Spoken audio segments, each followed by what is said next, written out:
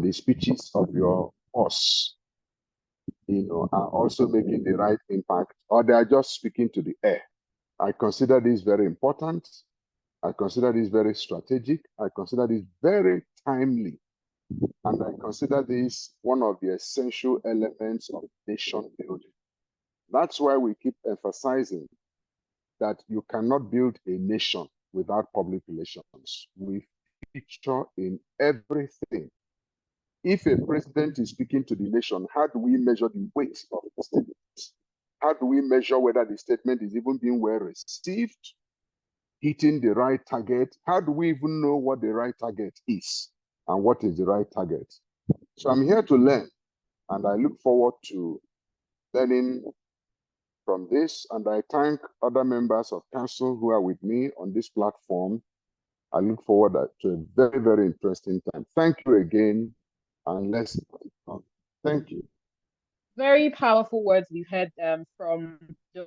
Odiakose. Thank you so much for those words. That today's session is relevant, it is timely, it is strategic, it is important.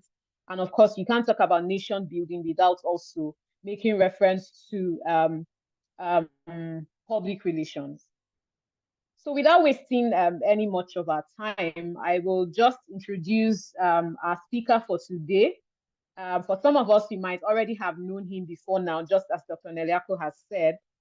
But it is important that, when you bring on someone to handle such a powerful topic as this, that you also let people know about why they are actually suited to, take on this topic.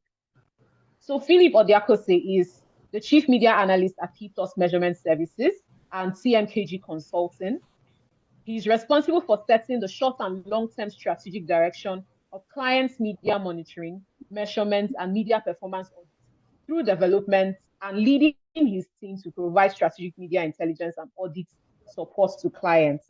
So he has versatile media intelligence experience, and of course, he's also an evaluation professional, all over 14 years of experience that cut across media monitoring, intelligence, evaluation, measurement, market/data research, and C-suite reputation evaluation. So he has worked across various industries: financial, fintech, healthcare, insurance. Of course, when you talk of pension managers, asset management, down to FMCGs, real estate, and government agencies, as well as non-profits, among others. He's an alumnus of the University of Benin, also has attained certifications on public relations evaluation and improvement techniques from Metropolitan School of Business Management in the UK, and marketing and communication from the International Business Management Institute in Berlin, Germany. Philip has won several awards. Of course, if I start listing them here, it means I'm also going to take part of his presentation. But I think the latest one is as the judge for AME Global Awards in 2023. He has also facilitated a lot of trainings, and he's a member of some reputable institutions within Nigeria and, of course, beyond, which also gives credence to why he is speaking to this particular topic. So I would like us to officially welcome Mr. Philip Odiakose, and so that he can take us on the presentation for today on public relations management. Mr. Philip, sir.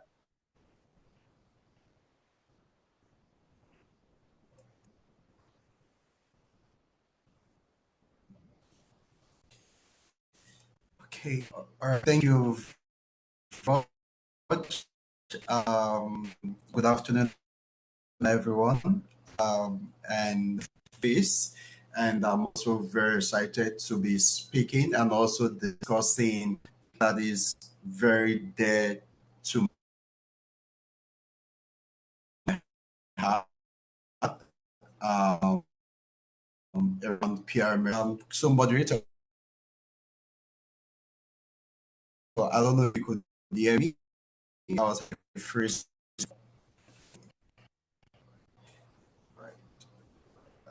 I can hear you, but I think there's some sort of moderator, can you hear me? I can hear you, but there's a little glitch from your own side. Can you hear me clearly?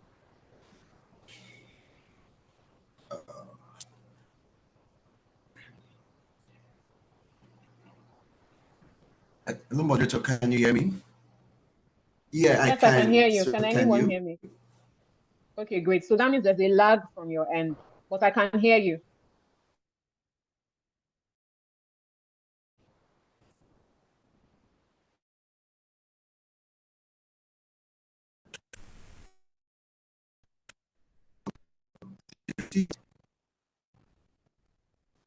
That is dear to my heart, and I do not take this for granted. And also thank you to Honorable Chairman of the Institute and every members present as well. I'm already standing on existing protocol.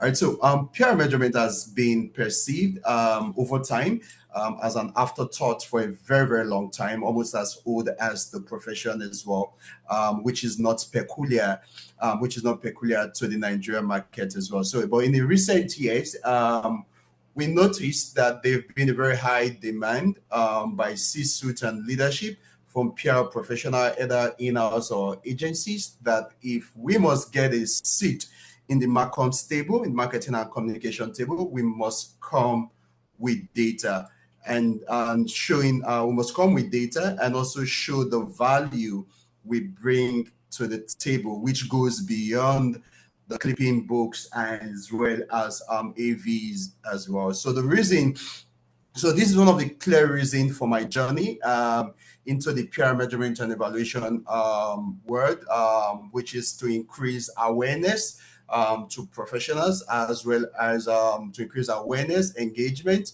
through education and evangelism as well, and which we've been doing that for a while. And we also take up also in partnership to extend that into the Nigerian Institute of Public Relations. We also took up a partnership with the NIPR Lagos so that we could be able to stretch measurement and also increase the volume of the value it brings to the table as well for us. Right, so I will be discussing the next one in PR measurement as well as its application in real world. So simply definition of this, simply it's PR measurement is a standard system for evaluating the effectiveness of our engagement between communication and organization and the TAs, the target audience, through various media channels. We can also look at it as an effective measures in terms of quality as well as quantity in the placement of our media engagement and coverage as well. We're going to look more. So what do PR measurement do for us as well?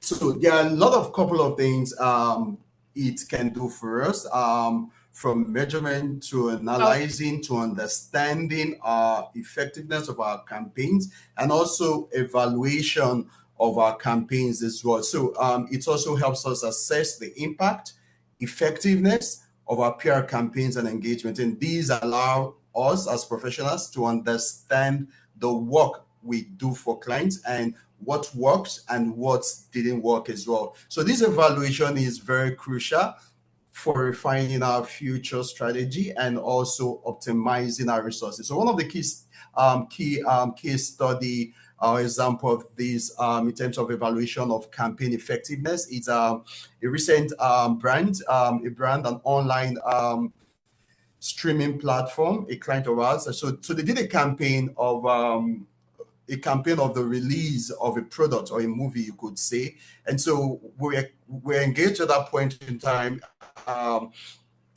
to monitor, measure, and evaluate the engagement of that product, of that movie. So from the report we provided the brand, the report helped them in identifying what needs to be done in future, what should be refined through SWOT analysis and recommendation. And also this can only be achieved from the place of honesty, humility, and integrity. Because why?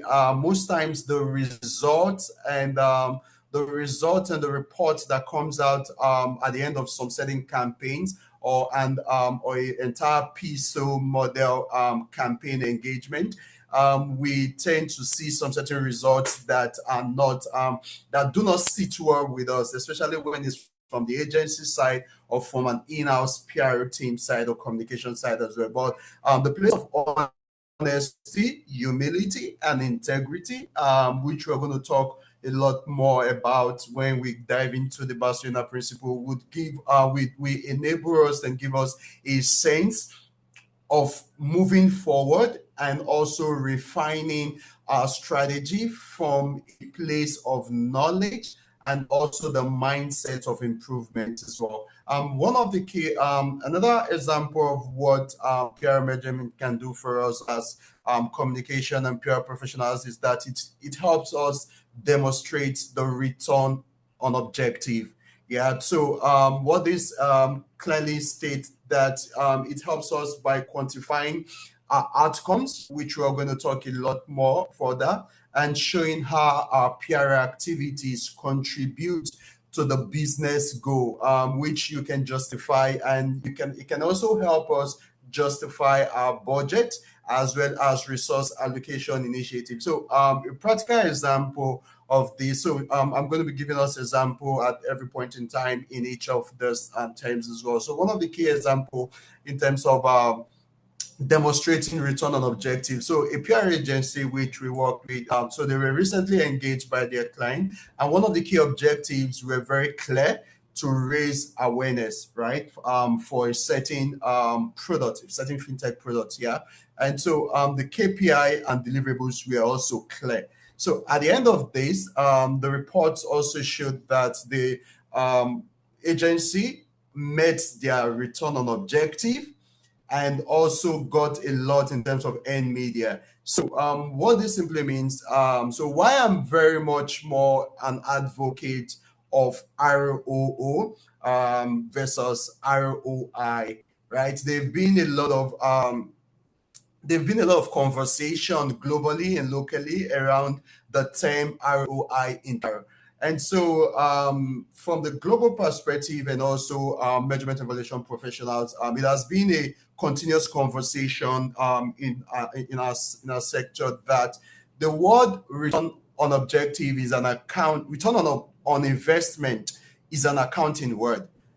We strongly understand how it's tempting for PR professionals to want to show value in terms of monetary value, right? But we need to understand that the word ROI is an accounting terms, which the traditional definition of it is return on investment, and which we all know that ROI is being calculated by income minus cost divided by cost by 100, right? And to calculate return on investment correctly, you must include all costs, right? From the labor cost to material costs and all associated costs. Now, here's the problem. Calculating return on investment requires us as professionals knowing the amount of revenue produced.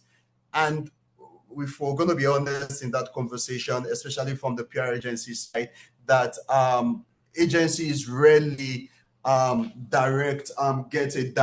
generate revenue. Now, we are tempted to speak financial like advertising with rate cards, right? Which I strongly understand. But how would you speak return on investment when you don't have the value of the client's business, monetary value of the client business, the previous sales after campaign? Maybe PR team in-house might probably have some of these numbers, right? And see how that can be linked from their PR engagement to sales, marketing, and also product.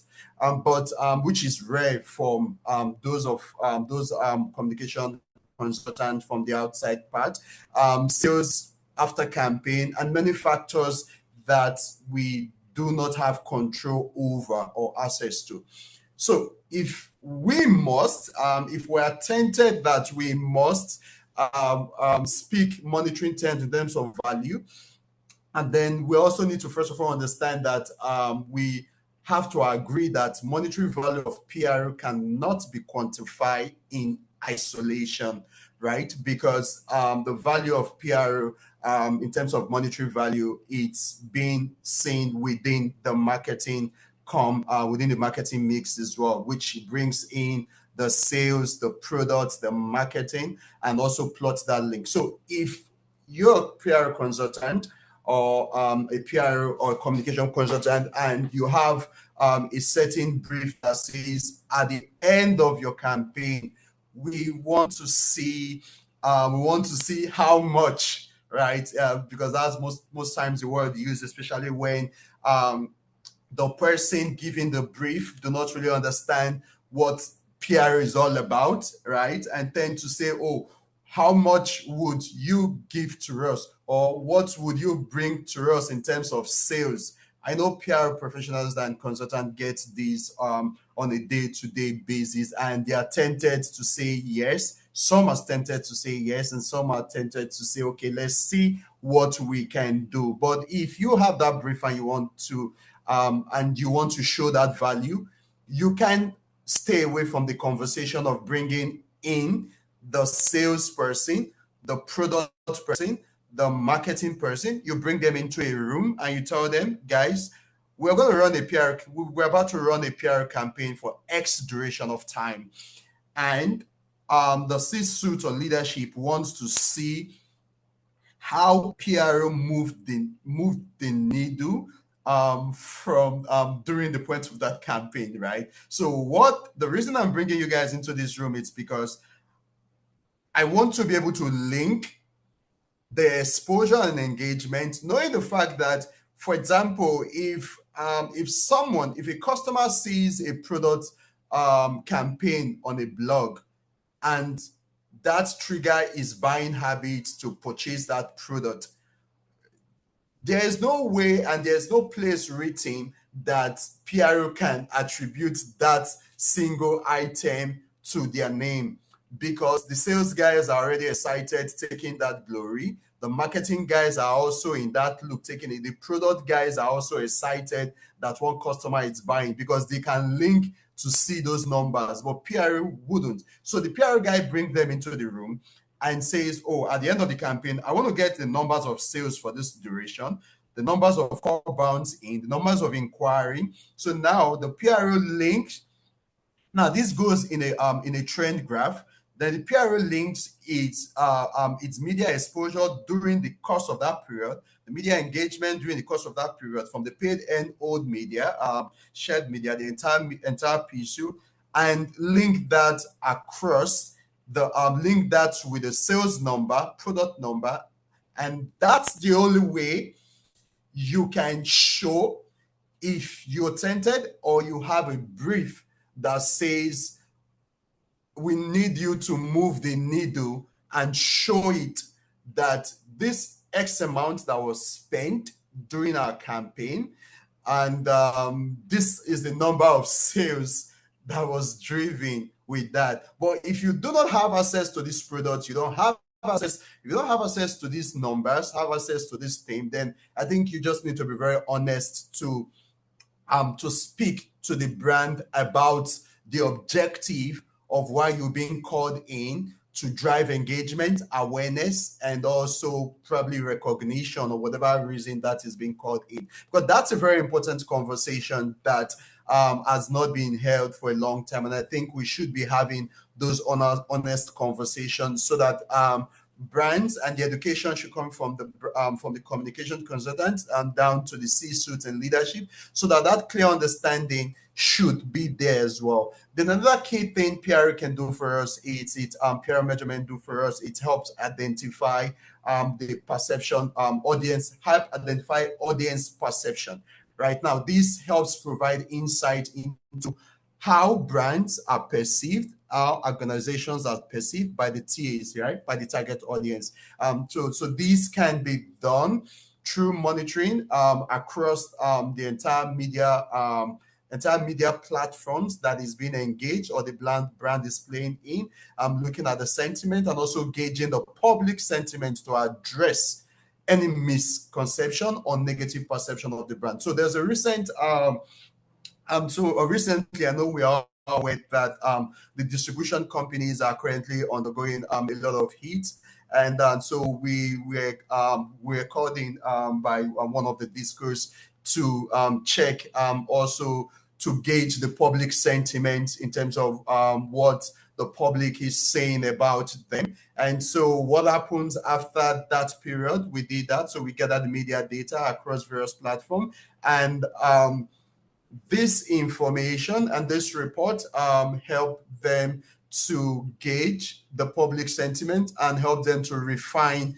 their statements in terms of their positioning in the media. So PR measurements can help you do that, because why? You can't tell when you need to put out a statement, when you can't even, or the type of statement you need to put out, when you can't really gauge what's the level of sentiment, what's the sentiment level saying as well, rather than assumption, right? You need to deal that from the place of data, and that's the only way you can be able to return back to the public with a right statement that would appeal to the mindset and also to the feelings of the public in that regards as well. Then the last test, it's benchmarking, and it helps also in benchmarking and comparison. Right. So I think competitive analysis, it's a very key conversations that we should be having, because we have we for a very long time believe that competitive analysis of benchmarking, it's all about SOV, which we call, some of us call it share of voice, some call share of mind, some call mind share, some say share of shout, different names as well. But in the honest truth, in fact, about this is that SOV, which is share of voice, is beginning to become a vanity metrics, right? Because why? It doesn't tell the true position of your brand or your organization which you're representing, because it's just a single metrics. And so SOV has all noise encompasses in them. So for example, if X brand, X brand in a certain industry, let's say in the banking industry, top the share of shout or share of voice, and which suppose by default means that X brand is doing better in terms of noise, right? But when you drill that data down, you begin to find out that it's really not all exciting, because you will find out that 40% of those noise are negative. So now it's now coming to the question of what's the quality of those numbers. So I would really, I would advise us, and I think I will appeal to us to take a quantitative analysis beyond just SOV and look at some other key metrics. So for example, in the financial sector, which we're very big at, we tend to break down competitive metrics into different break down into the competitive data into various metrics, like comparing sponsorship, partnership, fintech engagement, CSR activity, product launch. And so when you have these various certain competitive metrics, you could confidently say that we did better in the industry outside the almighty SOV. You could say we did much better than other brands, or like XYZ brand, in the area of product launch, in the area of CSR, in the area of corporate engagement, in the areas of, so that way you could identify what your competitive edge is, rather than looking at the SOV from the top as well. All right. The next is types of measurement. Right, and so it's very important to look at this, because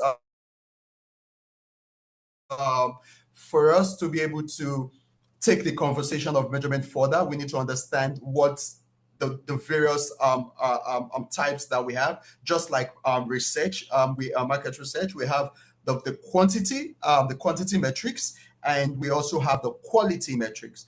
The quantity metrics are those numbers, the numbers game, the volumes, the SOV numbers, the audience reach numbers, and the spokesperson quoted numbers. Now, those are just the numbers gained, right?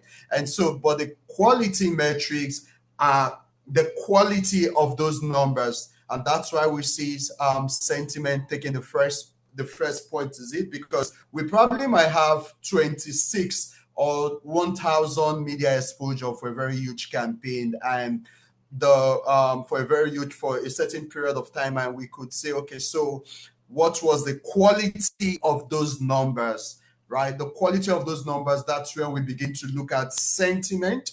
That's where we begin to look at message penetration, which we look at the placement and the rest of them, key messages and the key redundant. Then we also look at one of the key parts in that, it's looking at the quality, credibility, and influence of either the media, which we had our various story placement on, or the reporter or influencer or the opinion writer that also had that result. We're going to drill down into quality and quantity as we move a bit further as well.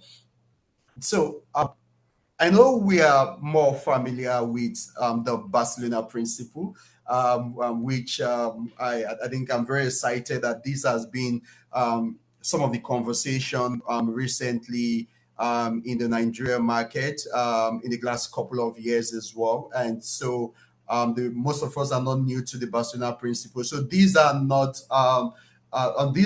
methods, these are not framework, and they are principle, like a guide, just like the name implies as well. And so these are principles and guide that was created by AMEC in 2010, which was first created and refined in 2015. Then also had the final version in 2020, which gave us the bet of 3.0. So the reason AMEC came out with this principle was to give us a guideline, because why? There's no silver bullet. There's no silver bullet to measurement and evaluation. Yeah. And so AMEC says that, see, if you want to have an healthy PR culture, PR measurement culture, then you need to be guided by these principles. Because if you're being guided by these principles, there's no way you're not going to come out with valued metrics rather than vanity metrics, and also come up with measurement framework that would align with your engagement and communication engagement as well. And so the number one principle, which states that setting measurable goals is an absolute prerequisite to communication planning, measurement, and evaluation. Now, what this clearly said is talking about the goals. It said our goals must start with the change you want to see as communication professionals here, and this should be founded in research, right? So you don't just set up a goal from the top of your head, because which I'm very excited that I've consistently within the industry, and also see and witness how research is being done. Our research has been done to before a PR campaign goes into play as well. We've been witness to some setting of this research process. So we could say that that's a very common practice we have around. And also our goal should also be defined prior to the start of the campaign, and also a communication program, which is still very, very important in this. And also we need to also ensure our goals are in the quantity and also quality metrics being included in that. So by doing that, it will also help us. It helps us to identify the who, the what, how much, and by when. And so it simply means who you're trying to reach. So now this is about setting up our goals, right? Who you're trying to reach, what you're trying to say, how much of an impact you're trying to have, and when you want to see the change, right? These 4 items and these 4 guides would really plays a huge role in our goal setting, right? And so that's why I'm always very excited that most times brands bring in their PR team also within the sec to also have their say and also their definitions and also their guides and input in making these happen. But I think it's a very great point we should look at, and also play revisit throughout the campaign and see how we can also reflect progress over time by optimizing the process. Because when you set a goal at X time and in the course of the campaign, there's a need for you to tweak. So that's why we need to always make it very flexible and have an open mindset in the process of execution, because most times what we picture from the beginning, sometimes in the course of the process and the course of the program, there are some changes that needs to be tweaked in between. So I think it's very key that we have to keep an open mind and also see where we need to tweak and also reflect progression over time as well. And then also the principle 2 states that measurement and evaluation should identify outputs, outcome, outtake, and potential impact as well, which we usually call the 3 O's. The 3 O's, that's one of the key chapter in my upcoming books. And so I think I would really, because there's been a lot of mix up in the difference between the 3 O's, the outtake, the outputs, the outtake, the outcome, and the fourth, which is also the impact. But so what's an output? I think it's very, very clear for me to really make the distinct difference here as an opportunity. An output, it's what you put out there to your TAs, to your target audience, right? What you put out there, the communication you put out there, which this can be press releases, email marketing blast, events, social posts, as well as every other media that this also generates. That's output. Outtake. This is what your TAs do with your communication, right? Remember we said output is what you put out there to your target audience. Outtake is what your target audience do with what you put out there, what they do with your communication. Now this simply means that okay, now the target audience is aware of your communication. What did they do, right? So considering, did they like your conversation? Did they share your conversation? Did they run comments on your conversation? Did they engage on your communication? Whatever they do around your communication, that's what outtake is as well. So I will share a quick case study that for a financial brand at a time, outtake was one of its key objectives. And so they wanted to measure audience behavior change in terms of their communication, right? In terms of their communication, posts as well, sharing of their social media posts as well. So at the end of the day, the outtake was the post was engaged, right? The post was reshared. They had a certain number of reposts, a certain number of reshare, a certain number of likes. Now, these engaging posts, it's what is called outtake. Then the last and not the least, outcome. Now, remember we said output is what you put out there to your target audience. Outtake is what your target audience do with what you put out there. Then outcome is the effect what you put out there has on your audience. That's the effect of your communication on your target audience. So now here's the question of what happens as a result of your campaign, right? That's your outcome. So now in PR, the word, so this would typically be a measurable change, probably in knowledge, in attitude, opinion, behavior, or reputation metrics. So now there's a question of what changed. So what change did your social media efforts make, right? That's one of the key outputs. Did your customer loyalty for the brand improve? That's an outcome. Are your leads more qualified? That's an outcome. Did increased engagement lead to people probably subscribing to your newsletter, or there's an app that needs to be downloaded, or an ebook that needs to be downloaded?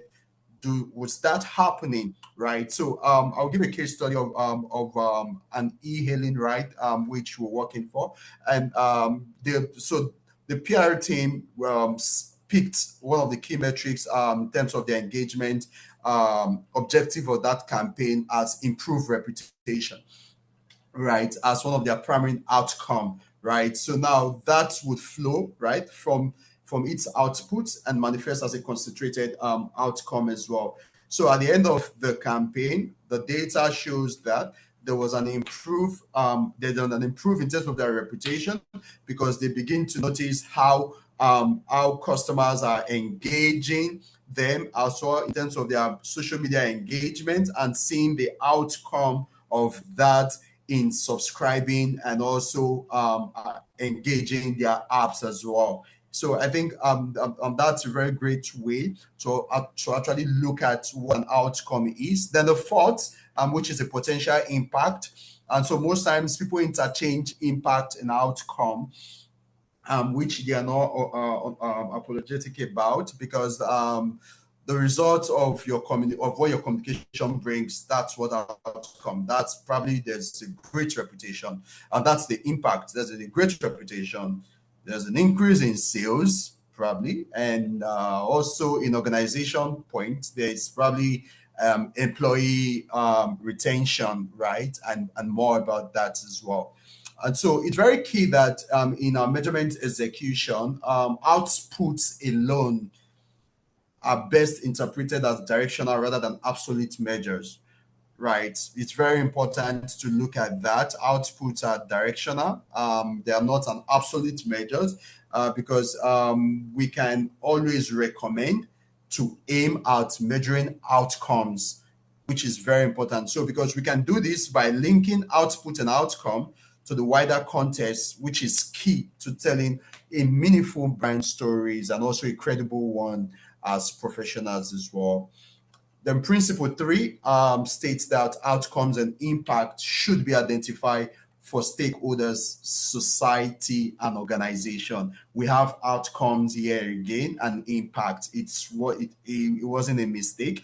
And so outcomes and impact should be identified for stakeholders, society, and organization. So now let me be honest, there's no one right way to measure societal or organization impact of communication, but I would just provide us some bit of tips to consider when we are placed or put in such position, right? And so I would advise us to move beyond thinking sales and services provided are the only item.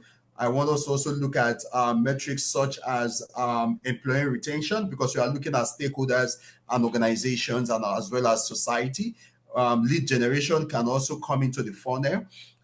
Also change in behavior or attitude, which is a very clear one that we should also look at as well. And also we can also consider when looking at organization performance, communication can and it should also impact the brand reputation. It's very important. As much as we're looking at to measure and gauge organization, society, and stakeholders, the brand reputation wouldn't get lost in the midst of all of these. Our communication must impact the brand reputation in across the 3 items as well: the stakeholders, society, and organization as well. And gathering the quantity and quality metrics around reputation, which is also key in looking at the impact on our reputation as well. The principle 4, which says communication, measurement, and analysis should include both quality and quantity analysis.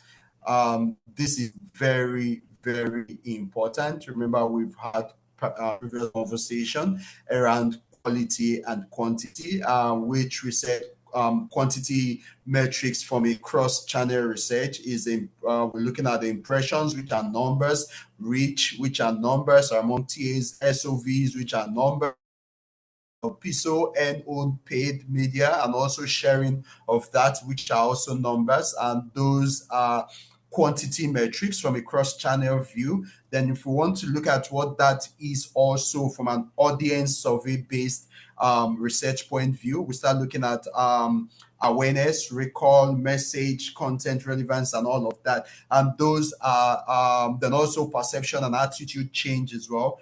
Those are also quantity metrics. Then in quality metrics as well, analysis, we also need to look at cross-channel like sentiment from TAs or from our target audience, credibility and relevance as well, message delivery, call to actions, and we also look at third-party endorsement, inclusion of spokesperson as well. So it's very important for us to understand that we need to measure results and progress. Very important, not just success alone, because the result and progress, that's where the learnings are, as against the success only, because we need to measure consistently to keep an eye on trends, use a healthy mix of quality and quantity metrics to inform our overall evaluation as well. This is very important. Then the fifth principle that says AVs are not the value of communication. I think this is a conversation that AMEC and also the industry have been having for. I've witnessed the evangelism of this for more than a decade now, and I'm also excited to see that when we started this conversation in the Nigerian market 9 years ago, and from where we are right now, and we're very excited to see that the numbers have changed. Research shows the number. AMEC report, AMEC global reports for 2022 also reflect the numbers have moved from the previous research in terms of the African market, which drew down to Nigeria, South Africa, and the rest of the African market, EMEA as well. So we've seen the change as well. But I will also be very honest that the usage of AV is still very much around, and it's not a Nigeria peculiarity. It's still being used globally. At the same time, conversations around the denouncing, the dropping of that, is still ongoing, and the shift is also increasing from compliance to non-compliance as well. Like people using it and not using it as well. Because most times there's always a conversation that brands are making this demand. But for us, I'm always a very big advocate to understand that every pitch and conversation must start with education, because most times you probably might be trying to prove your worth at the same time forgetting to make a statement of what is going to become a trouble when you're proving your worth. I've gotten the business. Then you now start having an issue of a standard problem, right? And so AV is just like what the words is. It's advertising value equivalent. And so, to be very honest, communication and PR can't just be reduced to a single metrics. Now, that's just the number one flaw, right? Because AV is supposed to tell the monetary value. And remember, we talked about initially when we talked about return on investment. This is the culprit of why we still prove ROI in PR to match AV as the value. For me, I think we need to understand that which we've consistently increase the volume in the area of education on why this is very wrong. Why? Because, like I said, PR and communication cannot be reduced to a single metrics in terms of their value, right? So because there are too many factors that play in what we do, too many audience to understand, and too many potential impacts to consider, right? So no simple financial value will truly, right, account for the effectiveness of what we do as PR professionals as well. So it's very important for us to understand that for those of us that still perpetrate this evil, because that's what we call it, we need to understand that there are many things wrong with this, because number one, it is a flawed metrics. Number one. Number two, it's industry denounced. Number three, it can be manipulated, because why? The advertising rates we're using, we're not taking into account also the negotiated rate on that as well, right? That's another point of where it's being flawed. Then lastly, it's right. It's vague. It can't prove. It doesn't prove the value of our work, right? It doesn't prove the value of work. We just throw numbers to clients, a huge volume of numbers to tell them, if it was advertising, this is what you would have spent. There's no need for us to rub shoulders with advertisers, because we are both playing in a different space. We're playing in the reputation business, and they are playing in an advertising business that is being played, that is being bought based on rate card. And we don't buy reputations on rate card and PR. So I think I wouldn't really want you to take my word for it. I think I'll advise us to go check out the 22 reasons why AVs are invalid. And that's from AMEC. You can see that on the AMEC website as well, and also read other journals as well. Like I said, it's not a peculiar thing to Nigeria market, right? But that's a conversation that if we must prove the value of what we do. And most times people begin to ask, so what is the replacement of AVE, right? AVE do not have any replacement. And no, that's the exciting part of it, because why? We want to leave this evil and look for another evil to jump into. But I think recently there's been a research on a cost effectiveness analysis, right? That's an hypothesis that is still being tested, to bring in a bit of media math, right, into investment and into costs on all that. But that's an ongoing thing, by Payne Publishing, and that's Katie Payne as well. She's one of the ODs in terms of measurement and evaluation globally as well. And I think we should consistently have this conversation with clients at the beginning of the engagement. This is very important, because we've also tend to turn a lot of these down from brands to say, we do not do this, all right? I'm sure you're not just going to go to jail, because you're going to prove to them other valued and other valid metrics rather than vanity metrics like AV that will cost that won't bring any meaning to them as well. Then the sixth principle that says holistic communication, measurement, and evaluation includes all relevant online and offline channel. Right. Holistic communication, measurement, and evaluation includes all relevant online and offline channel. Right. So in 2010, that's when the principle was first created. This principle 6 was stated then that social media can and should be measured. Right. That was 2010. Right. Then in 2015, there was a bit of slight change on that says it was slightly it was qualified slightly to read social media can and should be measured consistently with other media channel. Remember 2010 said social media can and should be measured. 2015 there was an upgrade that says social media can and should be measured consistently with other media channel, because then I may find that social media wasn't just the only channel that PR played the space, right? And so there's a need to bring that into, they need to bring other media type into the holistic and also integrated measurement funnel as well. So that's why the Principle Six now brought in online and online and offline online and offline channel as well. So now it seems like the 3.0 it's remaining probably 2020 and beyond communicators that social media, right? That social media, it's not the only platform that we should make use of as well. Then the Principle 7 run that all through that as well. Then here's the peer management framework. I think I'm running out of time. Yeah, right.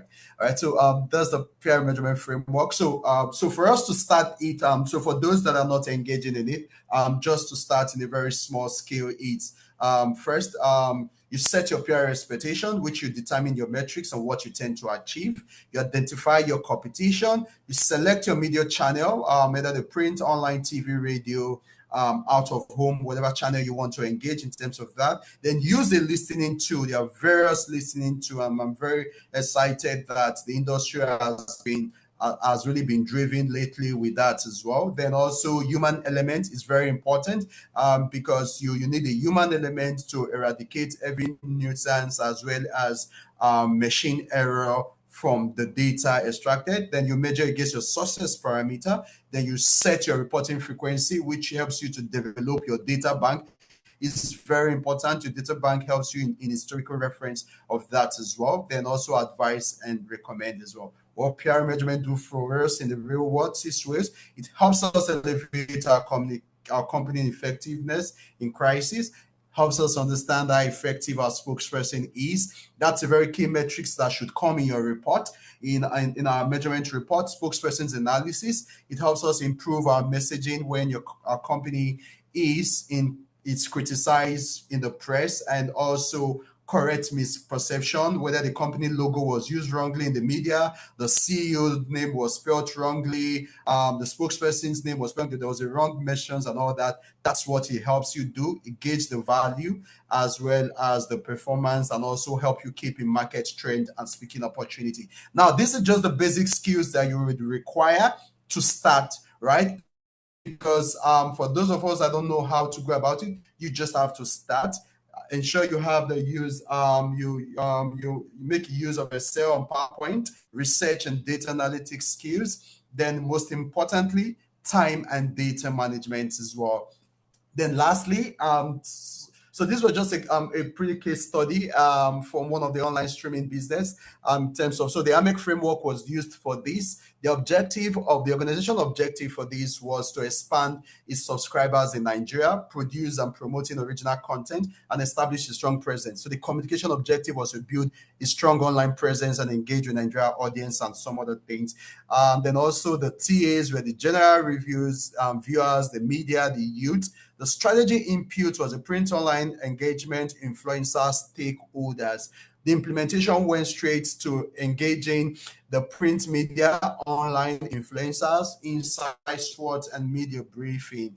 The output, which we spoke about, the numbers of print exposure they had, online exposure, and also share of their record at that point, the followers, the retweets, and the rest of them. The outtake, we noticed there was an high engagement in subscribers retention, engagement of their posts, the outcome, there was an increase in their brand media share, the surge in the brand recognition, top of mind awareness. The organization impact was the brand moved the needle from the second position to the first position during the time of the campaign as well in the online streaming business. And also the brand activity generated a lot of positive engagement as well.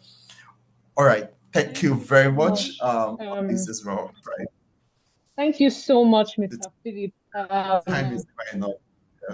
Yeah, but one of the things, I mean, there are many things to take out from here, but I think most importantly is to know that when we're talking about PR measurements, it's not, something that has to happen in one day, because with the explanations that have been given here, some principles that have been shared, and, a lot of things that are involved, it means that anybody who is interested in these particular aspects of public relations has to, of course, like you said, you need a lot of honesty, a lot of humility, a lot of integrity. That means it's a skill that actually requires attention to detail. And definitely, we're not exhausting all of that in this class. What we're just doing, or rather, in this learning session, what we're just doing is letting people have an idea of how powerful PR measurement can be, especially when they are trying to communicate change. So thank you so much for all of the insights that you shared. And I think that one of the major things would be for me, and I believe for everybody else, is the difference between return on objectives and return on investment, I believe. And maybe that's why communications and accounting teams, they don't meet eye to eye, because a whole lot of holding people on the neck will definitely happen, quote and unquote, on that. Just to move forward, and in the interest of time, I think the floor is now open for questions and answers. If you have comments, if you have contributions, if you have any questions, please feel free to raise your hand or to type them in the chat, and we will be asking that. And then our subject matter expert, Mr. Philip, will be answering to the questions. I'm going to go through the chats right now just to be sure that there's nothing I'm missing out on. But yeah, you can raise your hand and you'll be unmuted to speak or to ask your questions.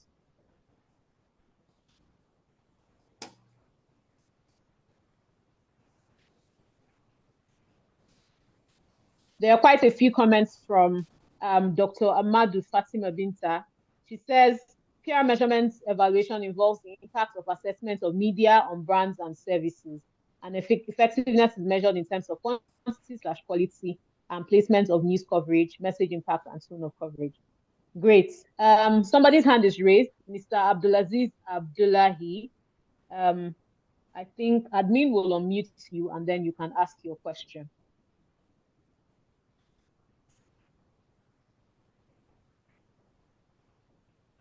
Hello, have I been unmuted? Yes, hello? You are now. Yes, okay, you are now. You can speak. Much. Yeah. Thank you very much. It's been a very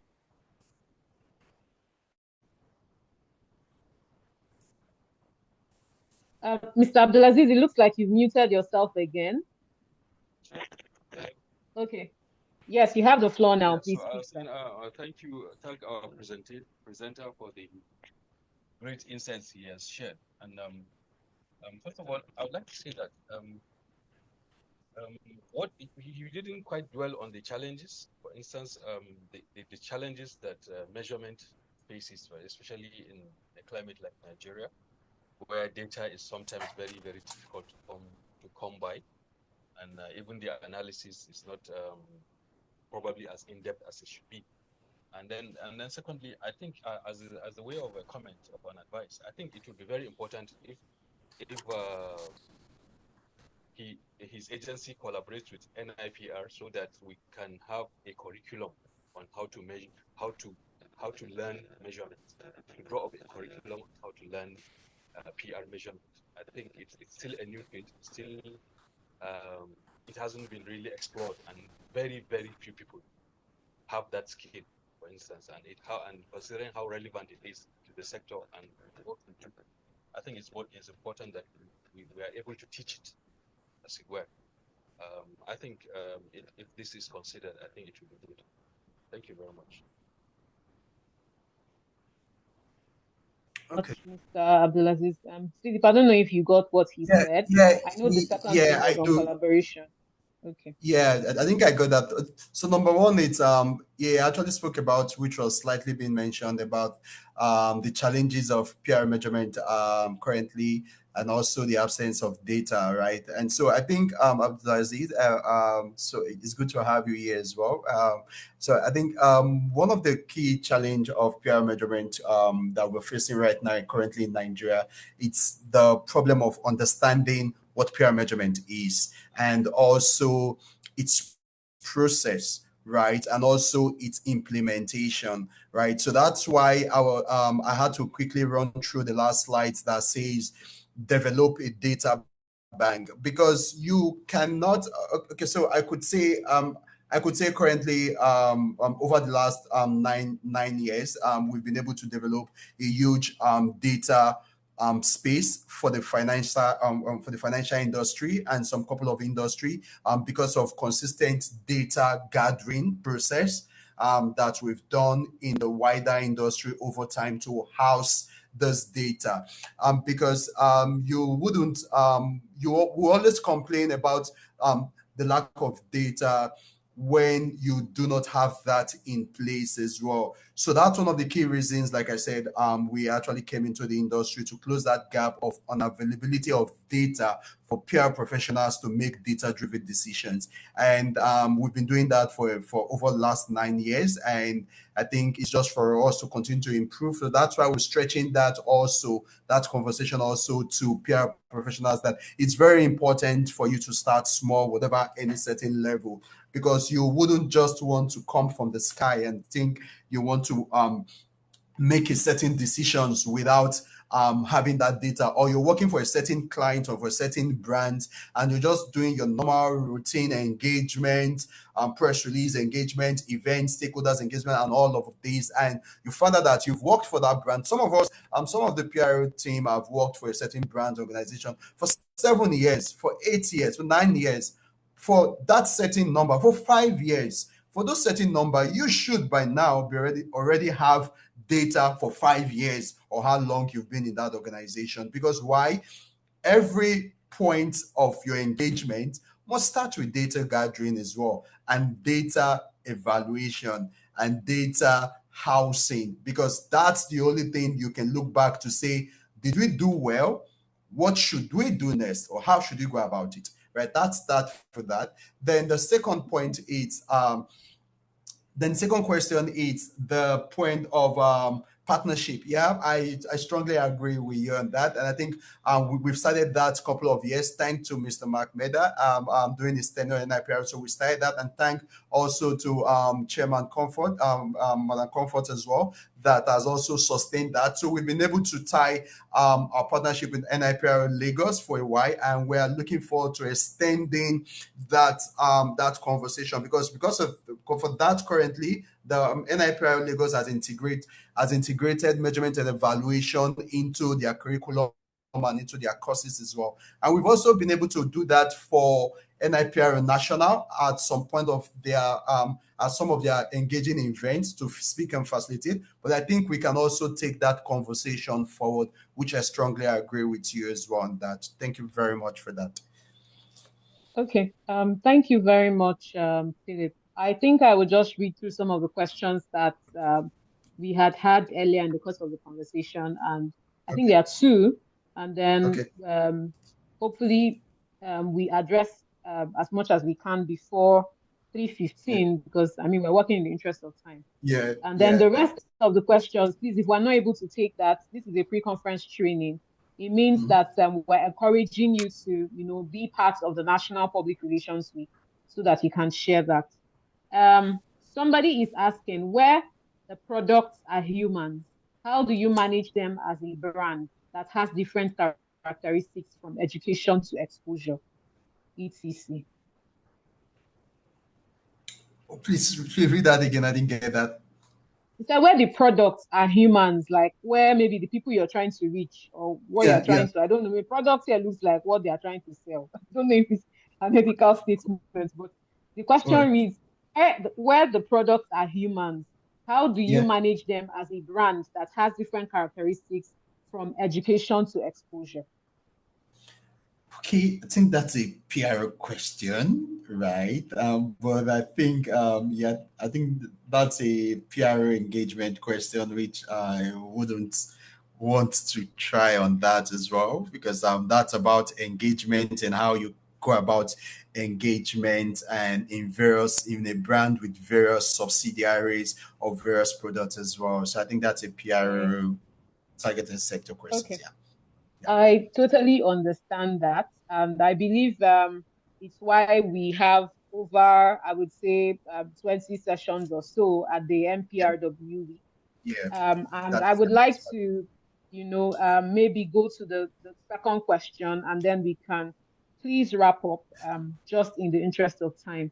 The other question says, what are the specific indicators that could be used to measure the Barcelona principle designs. I don't know if that was mentioned Okay. as you spoke, but yeah, that's the question Yeah. from So I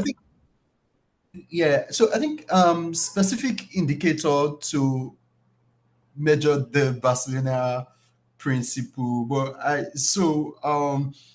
there are no cast on stone or silver bullet, like I would say, in terms of how you go about your measurement and evaluation. Yeah. But what I could say is you set your measurement metrics in terms of indicator which you're referring to in line with your objectives, right? Is your objective about awareness? You want to increase awareness for a certain product, or stakeholder engagement, or you want to correct some bit of misperception or corrections or something. So I think it's all in line in what you're trying to achieve. Then you tailor your metrics across as well. But sentiment is one that should be on your dashboard. Yeah, I will encourage that. Sentiment should be one. C-suite performance should be another.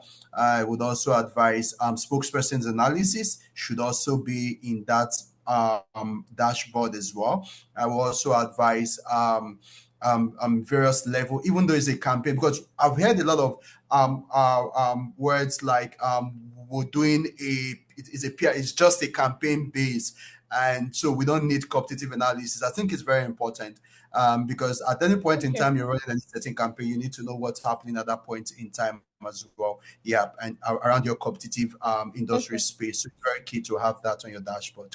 Yeah. Thank you so much, Mr. Philip. And I want to thank everybody for staying to this point in the learning. I would officially apologize, on behalf of all of us who would have heard the questions of those of us who are not yet able to ask their questions. And I would just say that if we start going deep into this topic, it means that we're going to have to start doing the public relations conference inside this pre-conference series, basically. So I would like that we get our questions ready for the National Public Relations Week. And of course, there'll be lots of sessions that, like has been said, it will provide you the opportunity to ask, as much questions in detail and to get as much insight. Without much ado, I think we'll go to the next little, section within this particular learning session where we will be asking for your feedback. I would like to ask the admin to please launch the poll. You would see a poll on your screen right now that says share your feedback, and there are just 3 questions. So we would appreciate if you can take out a minute or even less than that to share your feedback with us. I think we're currently about 67 people on this session, so we're expecting as much answers as possible. And while that is going on, I'd like to again take out time to let us know that this is a pre-conference series, of course, ahead of the National or Nigeria Public Relations Week, which is holding in Abeokuta between April 22 to April 26. That is this month, in about 2 weeks' time.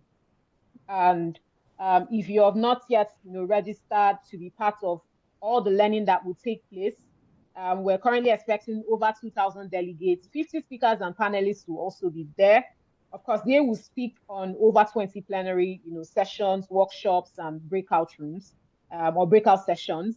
There will also be opportunities to engage with young minds, especially if you are youth and you are, actively interested in public relations. There will also be opportunities for mentorships. You get to meet senior professionals, of course, also people who are your peers, and you'll also be working with them.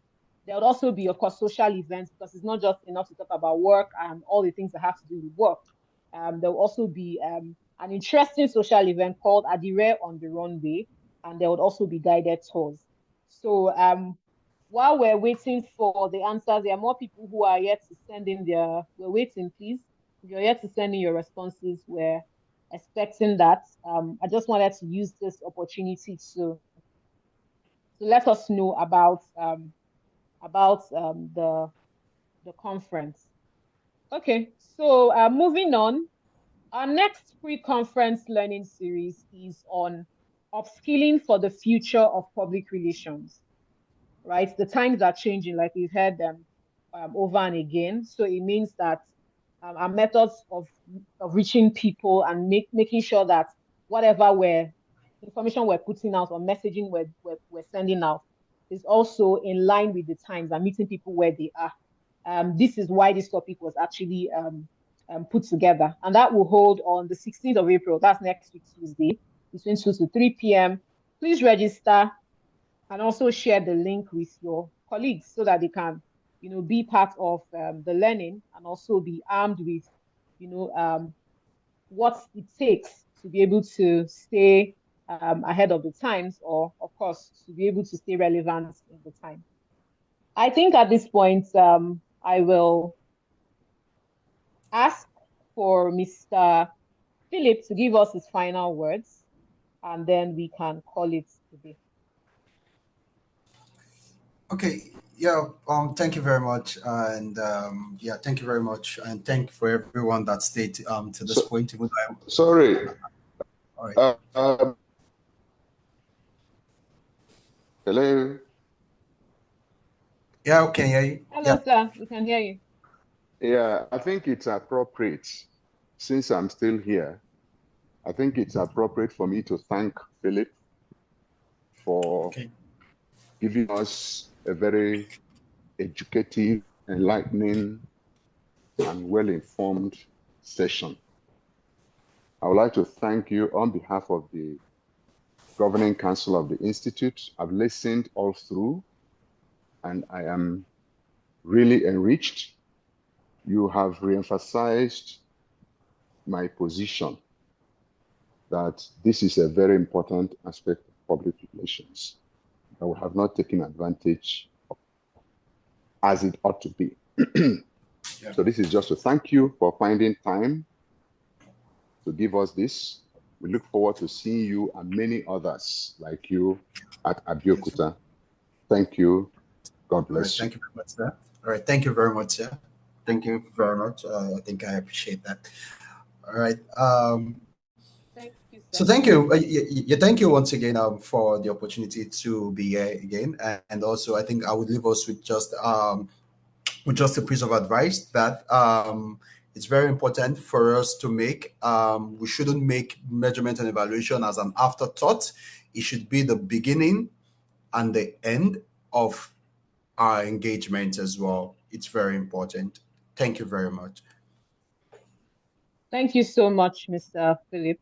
And thank you, everyone, for joining us today. I believe that we can call it a day. See you at the conference and, of course, next week, Tuesday.